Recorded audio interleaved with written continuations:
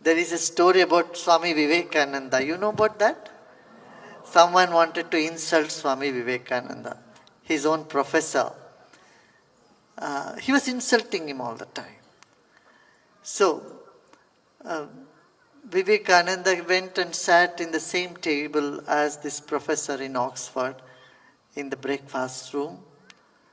And the professor looked at him. Those days there was more racial discrimination and all, apartheid days.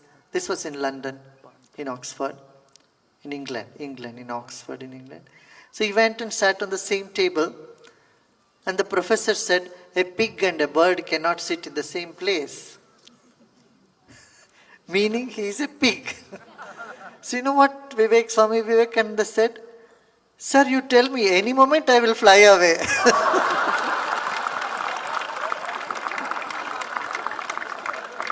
Sir, you tell me, any moment I will fly away. And then he flew and went, he just went and sat in another place. And he had food there. And the same professor once asked him, suppose he asked in the classroom, Swami Vivekananda was also a student. He asked in the classroom, when you are walking in the street and you find a book of wisdom or you find some money, which one you will pick up? And Swami Vivekananda said, I'll pick up the money. I said, look, this is your nature, your culture, you pick up money, you don't care for wisdom.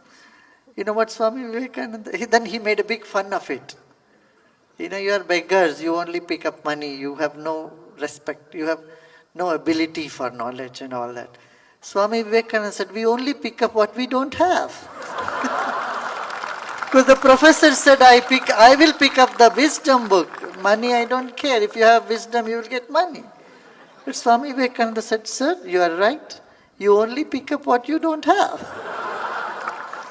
So, this is how you have to counter an insult with humor. A humor to humor, not with guns.